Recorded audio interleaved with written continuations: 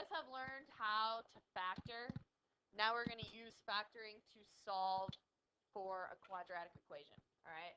In your math life, you're going to learn a lot of ways to solve quadratics. This is typically the first one that you learn. So quadratic, what is that? That means it has a second degree, which means that the highest exponent is 2, okay, on like x squared, right? So if you had an x cubed, it would not be a quadratic, okay? So x squared is your highest exponent. That's called a quadratic.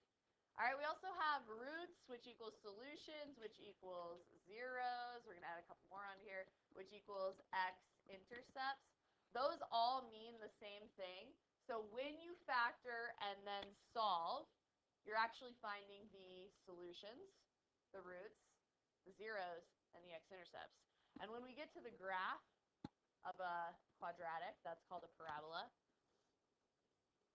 Okay, so you guys will learn eventually that quadratic functions graph these lovely U-shaped figures, okay? And what you're finding when you actually factor tractor are the points where it crosses the x-axis, okay? That's why we call them x-intercepts. Zeros, roots, solutions. Those all mean the exact same thing, okay? So the zero factor theorem, I don't really want to read through this, but basically if I multiply two things together, like A times B equals 0. How do I get 0 when I'm multiplying? What happens? One of those has to be what? 0, yeah.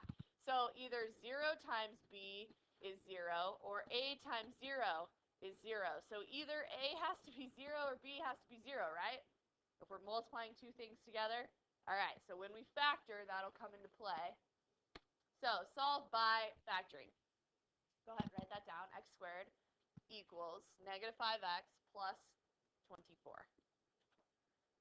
So the first thing you always have to do on these is set it equal to 0, okay? So that means I want my x squared to stay positive, so I'm going to get 0 on this right-hand side for this problem. So I'm going to add 5x to both sides,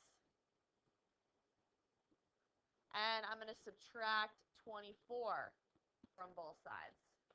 So that on the right-hand side, we now have 0. On the left-hand side, we're going to put it in order. So it's going to go x squared plus 5x minus 24. So descending by exponent. Now we're going to factor tractor, right?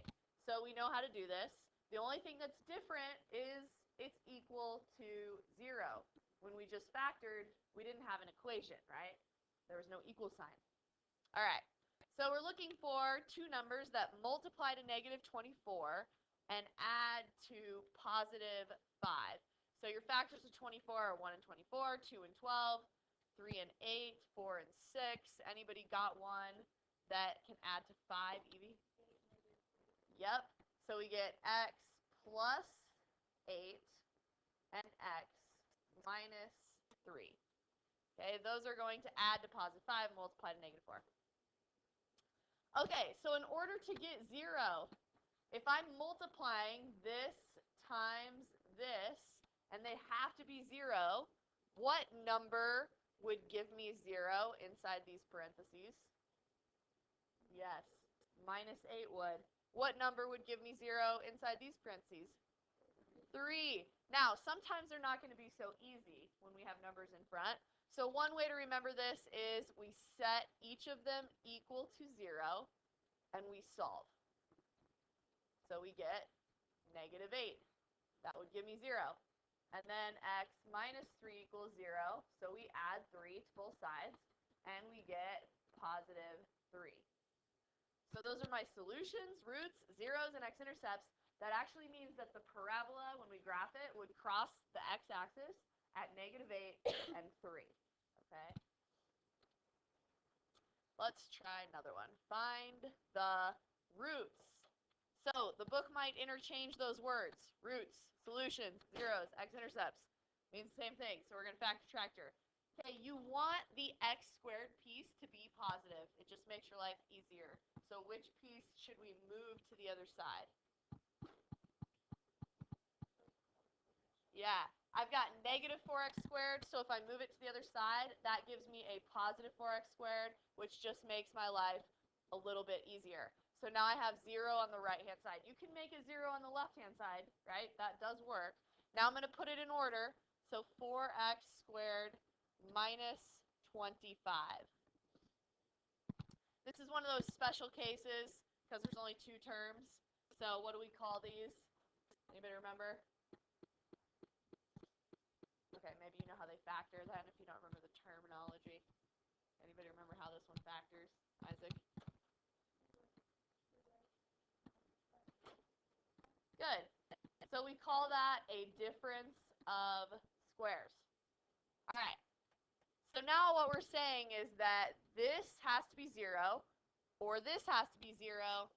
So one of those has to be 0. This one's a little harder. Anyone do that in their head? What x has to be to get 0? Harder, right? Drew, you got it? The first one has to be negative 2.5. Close. Yeah, Evie. Yeah, positive 2.5. But let's go ahead. I want to see the step. So let's set each of them equal to 0. So 2x minus 5, what would give me 0? And 2x plus 5, what would give me 0? So this one has a couple steps here. We're going to add 5 to both sides. So I have 2x equals positive 5. Divide by 2. And I do want these written as fractions. So I get a positive 5 halves for the first one. And I don't have a lot of space here, so I know if I move this over, I get a negative. So I'm going to just go ahead and write. The other one would be a negative 5 halves. Okay. So those are the numbers that would give me 0. That's where this graph crosses the x-axis. All right, let's try another one.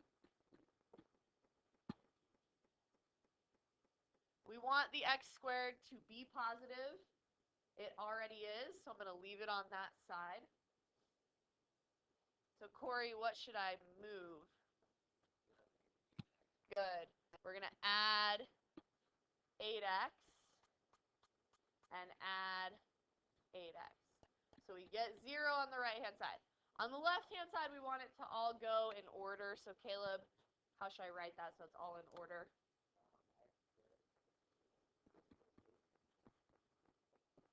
Yep. Thanks. All right. Now we got a factor tractor.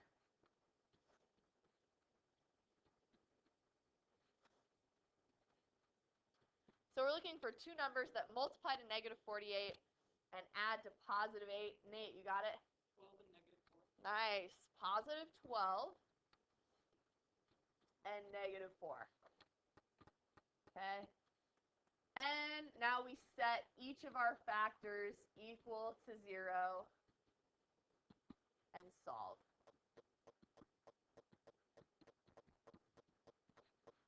Okay, add 4, add 4.